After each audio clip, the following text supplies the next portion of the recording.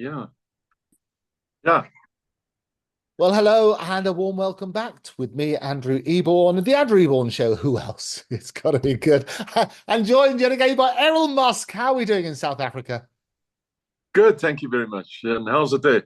We're doing very well. We're loving it. A bit of political climate to keep us all going, with the shenanigans of Starmageddon and the knock-on effects for that. And what I love about this section, however, is that we get a chance to talk about US politics, about UK politics. We talk about the big event. We talked about We Robot last time.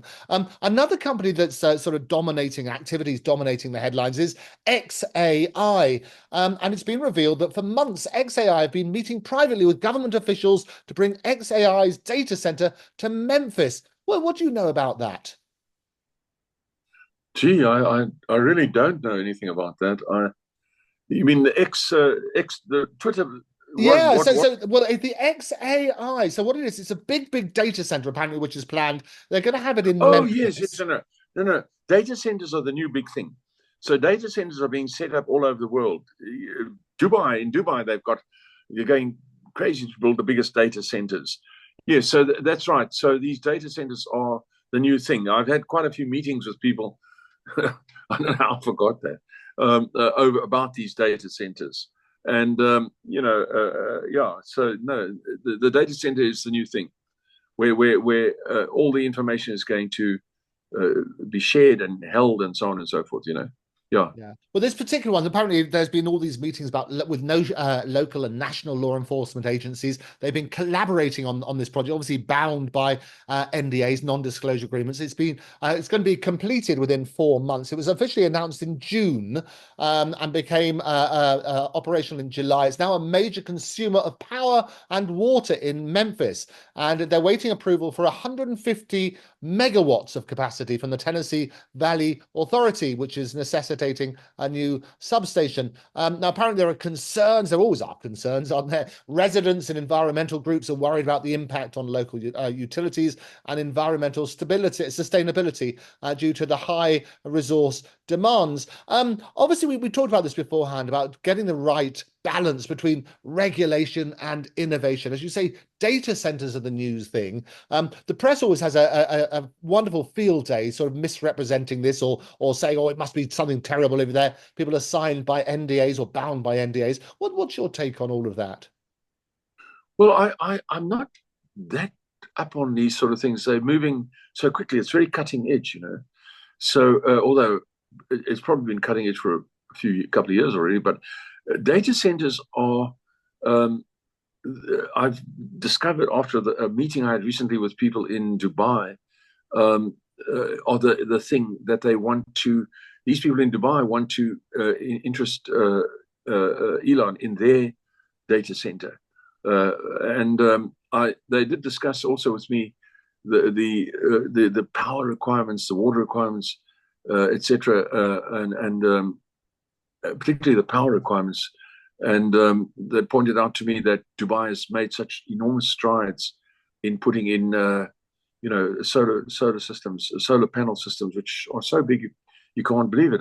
I mean, they're so enormous. I've been there, you've seen them. I've seen them. Just can't believe it. So they feel they are really should be given the chance to be the main data center because of the fact that Dubai is regarded as friendly by everybody. Nobody sees Dubai as an enemy of any kind. So yeah, that's about as much as I know. But obviously, this is the way it's going. I mean, the amount of information that is having to be stored all the time is astronomical. Yeah. I always look at my phone, and I wonder now, how come I've got a letter that I wrote 4 or 5 years ago? Suddenly, I look on my inquiry on my search for an email, and then suddenly it brings up the one I want. It also brings up an email that I wrote 8 years ago. Oh yeah, this is the worry for people. I mean, especially those in politics or in the public eye, is that, and I always say, everything you ever say, everything you ever do, every person you've ever been photographed with, it's going to come back to haunt you one day. Yeah, it's there. But where is it being stored? Where's this, for example, this particular, email that I'm talking about? Where was it? How did it suddenly return? And So obviously somewhere all this information, and a lot of it is superfluous. You don't need to keep a lot of this stuff, and it's being kept, and it's all being kept. Yeah. So it certainly boggles my mind anyway. Yeah. Boggles my mind. Data, and this is why getting the law to catch up as well. It's a big question around the world. Data is the new currency, and if you're not paying for a product, then you are the product. Well, yes, I mean, Starlink is about delivering data to people, and that's what it's all about. Talking about Starlink, I mean, as regards a $1 trillion Tesla event that just took place, if the IPO for Starlink goes out, it will be $1 trillion IPO. Right. Getting on the ground is so the best advice with these things. Yeah, it looks incredible. Another thing, and it's always about, as I say, about politics and so on and so forth. Californian officials, what they say, they cite Elon's politics, and that's the reason they've rejected SpaceX's launches. Apparently, the California Coastal Commission, they rejected a proposal by Air Force to allow SpaceX up to 50 launches a year from Vandenberg Air Force Base, and they were concerned about political rhetoric, including comments about the FEMA, the Federation of Emergency Management Agent, a federal emergency management agency, and the presidential election. They say that's the reason that they rejected. That's because of Elon's political statements. What's your view on all of that? Well, if anybody can tell me what's going on in America, I would like to know. Elon puts out it's all like it's a Trump sort of section versus the sort of left Democrat section or something like that. Elon puts out what do you call it? Where you can vote. Who would you vote for, Trump or Kamala Harris? And he gets back 77% of the vote is for Trump and 23% for Harris, and that says everything. And yet, if you look at the media and how they downplay everything about Trump, these are two factions that are totally at odds with one another. And Elon was for a very long time, put himself out as being a liberal Democrat because he thought that was what was best for himself in America to be. And he ascribed, he thought America's sort of technical achievements and possibilities in America and opportunities there all stemmed from this. And he learned in the last few years that, in fact, these people this particular faction that he thought was good for America is, in fact, trying to turn America into a sort of weird, twisted form of East Germany, and the FBI is now the Stasi, and so on. And which is, in fact, anyone with a half a brain would come to that same conclusion. And they're not interested in the America having achievement. They want to see for some reason, this faction seems to want, the small faction, it's apparently quite a small faction, wants to see America, brought down. And so for them, I don't know if this Vandenberg thing, because they did quite a few launches from Vandenberg in the past. I don't know if this Vandenberg thing is recently, but Elon's rhetoric, what is his rhetoric? There must be free speech for everyone if it doesn't break the law. And no one is, actually hurt by it. And is that something that you would prevent them from launching rockets? I don't get it.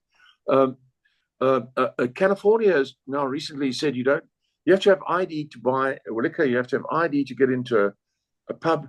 You have to have ID for flying on an airplane. You have to have ID if you get stopped by a traffic cop and you don't have ID in your car, you're in real trouble, and so on. But you don't have to have ID to vote. Now, to me, it would be the other way around. To me, it would be you start with you have to have ID to vote, and then you work your way down. And you might say, well, if you don't happen to have your ID in the car when you went to get some bread and milk, then that's okay. You could get a warning for that. I wouldn't start with that, if you know what I mean. But I'd start with you got to have an ID to vote. Now they've just said you don't have to have an ID to vote in California. I mean, what are they? What are they saying? What are they? It's so in your face. Yeah. We're going to destroy this country. It's in your face.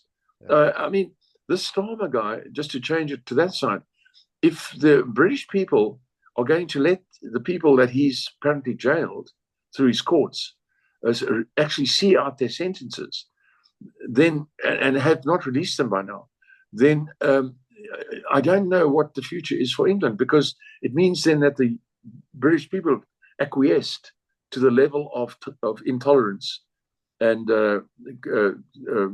what do you call it, control that Starmer has introduced. They acquiesced to that as a new norm. Yeah. And that puzzles me. I can't imagine that would be the new norm in England. Well, no, it's very worrying. You and I have spoken about this at length previously as well. Is that you control people through fear? It's Edward Bernays, the father of PR, who said, "Look, the biggest human emotion is fear." So you tell people, look, we're going to have lawlessness on the streets if we don't clamp down on this. All these people stoking up all this violence and so on and so forth. So we'll lock them up for you, and we'll impose restrictions on free speech and so on and so forth. And that's what seems to be happening, doesn't it? Well, you can only control people with fear up to a point. There's a point where they will forego their fear, and they will say, no, this is proven in history, how many thousands of times. So there's a point at which people will no longer permit you to control them. They will permit you. They permit you to have traffic cops. They'll permit you to have meter maids. They'll permit you to tax them. They'll permit you to do all sorts of things, because they all agree that among each other that I want that for myself and I want it for others. But comes a point where it's no longer something you will allow to happen, not only to yourself but also to others. Yeah. And then they forego their fear, and they turn on whoever's trying to do this. This has been done thousands of times. It's happened thousands of times. And you can look at England, for example. I mean, at the point of Charles I, when he came in, and after the James Kings and so on, I think it was, and they were forever laying down the idea that the king is actually God. Starting to introduce that the king is actually God, and it's a deity and all that sort of stuff.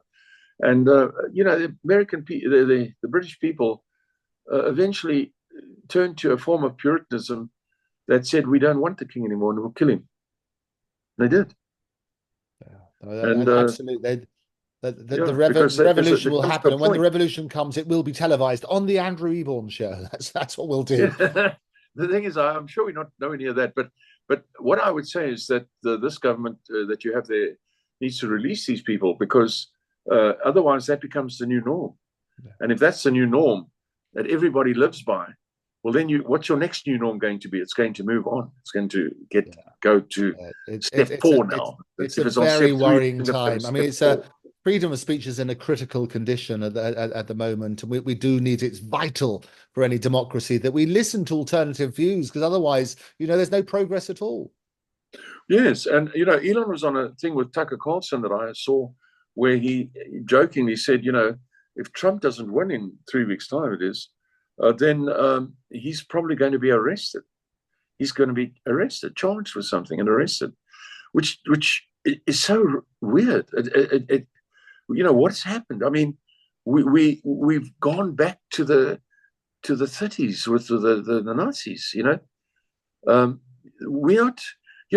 When I watch the American Congress interviewing the FBI manager, he looks like a used car salesman to me. But anyway, when I watch him, and I can see him lying. I can see with my own eyes. This guy's lying to Congress. He's lying. And I can see it because I'm not stupid. And then later on, it's turned out that he lied to Congress. And he got away, and nobody does anything about it. And it's confirmed. Yes, he lied.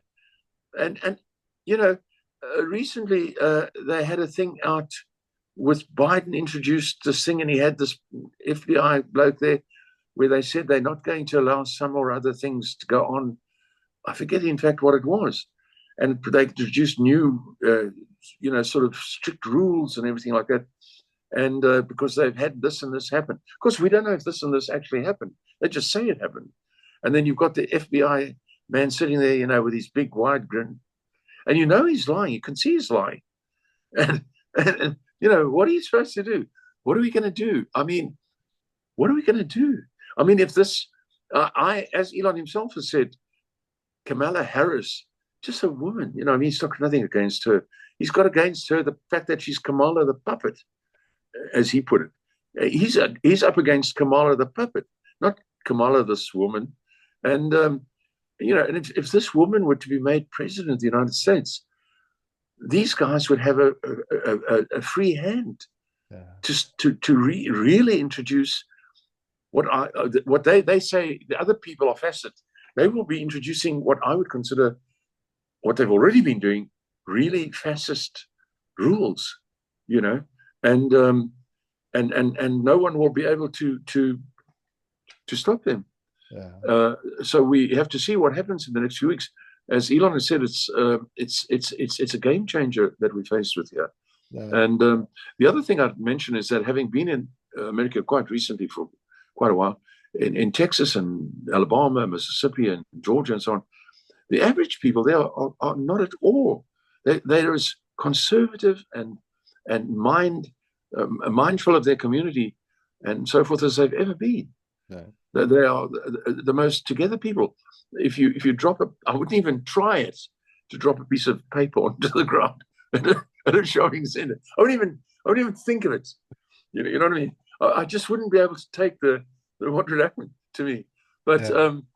I did mention that I was outside I just mentioned it again. I was outside my daughter's home in Austin. She's in a lovely suburb, Mardida. And so I was waiting for an Uber that was coming to fetch me, and I needed to get back to the hotel. And I'd been driving all day, and my back was hurting terribly. I had this sort of pain in the center of my back. And I never have that, I never have that. And I lay down I thought if I lay down on the concrete pavement, under the tree, and rub my back on the concrete, it's all I could think of, because I wanted something to jab my back a bit, so I could get this pain out. And I had hardly laid down on my back, and a car came screeching to us up. What are you doing? And I said, oh, it's just my back. Oh, we don't do that here. We don't do that here. Where do you live? I said, well, it's just my daughter's house. No, we don't do that here. So they're very conservative people, I got up and said, oh, I'm sorry, I was just trying to, and I think, then the guy said, well, hey, he'll take me to the CRV or something. Yeah. It's like a chemist, if I CVS or something like that, he'll take me there if I need, there's a clinic there, he said, this bloke, So they're very nice, but they don't put up with anything that's not, they're always worried. It's like most people, they're always worried about strangers or people they're people that are not conforming. Oh, I didn't look like a stranger. I just looked like I was not doing what you do. I was doing something you don't do, Not conforming. No. Yes. I mean, no. It was yeah. I mean, yes. If you're in America, it's really silly to tell when people ask you where you're from. To say I'm from England or I'm from London or something, you just say I'm from over the north side, or from the bit out a bit, yes. Then nobody queries you after that because you just have to be from there, You just say I'm from there. Don't even say from another state because I don't like people from the other state, so don't say that. I'm just from over the north side. I'm from the north side. Just past the coffee shop on the left, absolutely. Yeah. No, I've got an apartment downtown.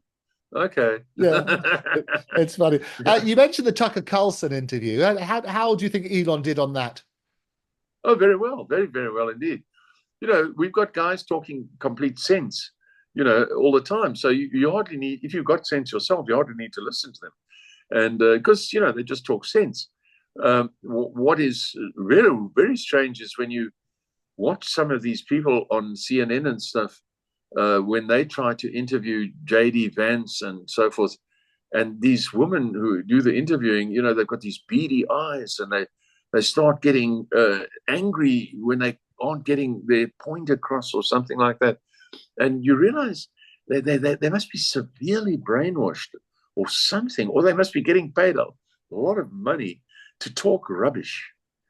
you know. It is fair, and it never ceases to amaze me. And people have I say, trust comes in on foot and leaves on horseback. Trust in the media at the moment is at an all-time low, and I think we need to keep an open mind. There's a thing about balance, but if you approach every story with the ultimate objective is to get to this point, and we want to try and catch people out all the time, it gets a bit boring, and people see through it, don't they? You can see through. Look, I'll tell you this. Before Trump came in, like 2015, 2014 and stuff, I used to watch CNN and, various channels like that. I'm trying to think which others there were, CBS, I suppose, ABC sometimes. And I would watch these different, and BBC I was thinking of. And I just didn't think much. I just took it, as they said it. It's taken me the last period of time, say from about 2015, 2014 till now, to completely revise my opinion of the media. At that time, I still, looked at the media. I remember looking at the Gulf War on CNN when, they were pounding the Iraqis for having weapons of mass destruction and destroying their palaces and their mosques and everything. And we were all going, live for it. That's great,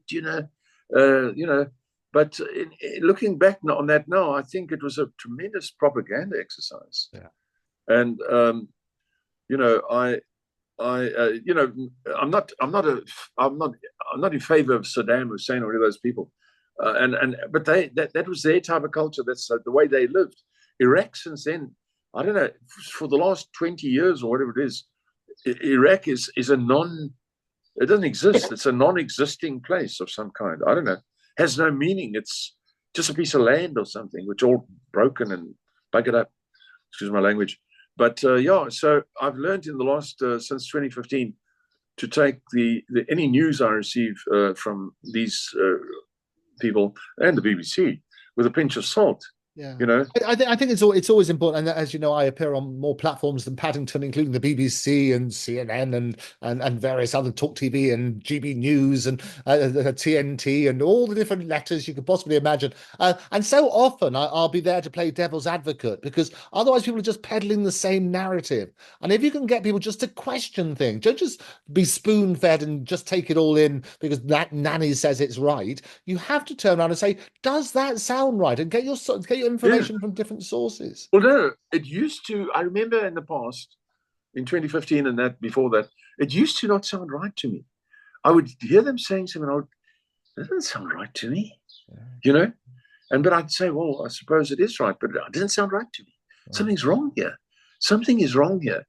I started thinking to myself, and then I started picking up podcasts from different people, and they started sort of exposing these things. Then I started to realize, wait a minute, now I see. And then, for example, we would have a situation where something had happened, or rather a news or something came out, and then the first sentence of maybe eight words or so was then said by 20 different radio stations by 20 different presenters. The first, in fact, you only hear the first 8 words of the sentence, and it's exactly the same words by 20 different presenters on 20 different stations. So someone has told them all they have to say this. Someone has told them they have to say this. So it's not them talking, somebody else has given them that, and they have to say that. And then you realize, okay, this is not what you thought it was. This is not some person trying to help you have a better grasp of things. This is somebody who's trying to fool you into doing something wrong yourself, and to try and brainwash you. You might say. So it is that road to Damascus moment. As you know, I presented the flagship program, the Muck Rakers with Andrew Eborn, yes. And that's what we did. We dealt with some of the most controversial issues of our time, and my mission was basically just looking for the truth. I didn't want to approach any story with preconceived ideas. I tried to get experts, give them a voice, give them a platform, question them, obviously. Don't just ask the questions, but question the answers. But the mission was really just to shine more light and less heat on a situation so people can make informed decisions. again, you ask yourself, do people need all this information? Well, to a large extent, most people simply want, especially the doers, they just want to get on with their job, their work, because their work is money, their time is money. They want to, it's not only that they work for money, because if you want to make success, you don't work for money, you work to do a good job. Money comes by itself then. And but they want to be there doing their job to the best of their ability, and they want to be free of worrying about whether the government's steering us into, oblivion or into a war or something like that. They don't want to worry about that too much. So they, most people just want to get on with their own affairs and focus on that, and then perhaps use 10% of their, or maybe even less, of their time, of their thoughts on what's happening. And perhaps every now and again there's an election, and you go and you make your vote, and you presume it's the right vote, and so on. And I imagine for a long time it was like that, but nowadays it's far more complicated. Well, it is, and people don't necessarily want to get all the information from everywhere, which is why you get influencers coming forward, because you suddenly turn around and say, well, hang about, I align to this person's views, and therefore I'm going to listen to them on particular issues rather than make up my own mind. And so you get people, we spoke about Taylor Swift, for example, previously, and the childless cat lady, and Elon very kindly offered to give her a child to look after her cat. But she's come out on politically, and obviously talking about Kamala Harris. We've had somebody else, Bon Jovi, has come out today supporting Harris. Obviously, Elon's supporting Trump. To what extent do you think people are so reliant now on influencers rather than making up their own mind? Well, I think the people in music are going for the left-wing, way, or Democrat, because I think they're worried about their listeners, their customers, their buyers, their music buyers. They don't want to be put into a position where they sound as though they might be, stuffy or something like that. So in order to sound, they're arty themselves, and in order to sound good to everybody, they say, well, I accept everything, I accept everybody, I don't say anything to anybody, I'll accept anything. And that is what they, is important for them when it comes to the number of people who come to their shows and all that sort of stuff, isn't it? I mean, you're taking it, you have to be a very secure entertainer before you will actually very, very secure in your situation, where you would actually come up and say, no, I don't agree with something. Well, it's very difficult. The Dixie Chicks, famously, a great example, if you like, the poster girls for not getting involved in politics, because as soon as they came out about, I think it was about the Iraq War or whatever it was, they obviously divided their fan base, because some of them were for it and some were against it. Well, yes, I was just saying, you get somebody like in the movies, like Clint Eastwood. He doesn't have to bow to anybody. Yeah. He's already proved himself over and over and over and over and over and over and over. And he says it's all crap. And what the woke people need is a good kick in a man who thinks he's a woman just needs a good kick in the balls. Excuse my language. That's Clint Eastwood. So he can get away with it, you see. But at the end of the day, I think it's quite important not to put a lid on the arty world, and try and just go over to the Puritan world, that we were talking about earlier, like, the old Puritan English, and all that sort of stuff. You don't want that. That's also no good, Whether if so and so is a witch, so we're going to hang her, because she said abracadabra or something. Okay, she must be a witch. That's a Puritan. We don't want that, and we don't want the sort of crazy. But we want a lot of it. We want a fair spread of things. We want the arty people. Imagine we didn't have arty people. We'd have no decent music. We'd have no wonderful movies. We'd have no great paintings. I mean, this Kaczynski behind me. Well spotted. Well spotted. I mean, when this guy painted this, and people like him, they in the early part of the late part of the 19th century, they were ridiculed, and told what they're doing is rubbish and so forth. And yet, people have now realized, well, it's not rubbish, So yeah, there's no way you need to put a lid on people. You need to give people Everybody's the entitled to a view, but just because somebody's a great painter or a great singer or a great film actor doesn't make them the best person to listen to on politics. Oh, yes, yes. Politics, of course, here we come to a different thing. Politics is 50% of life. I didn't know that until my high history teacher taught it to me when I was at school. And yeah, we don't realize that. Everything else happens in your other 50%. The 50% we give it away. The majority of people have in the past just given away their 50% of politics, and they've just done what they're told. And nowadays, people are becoming more and more aware.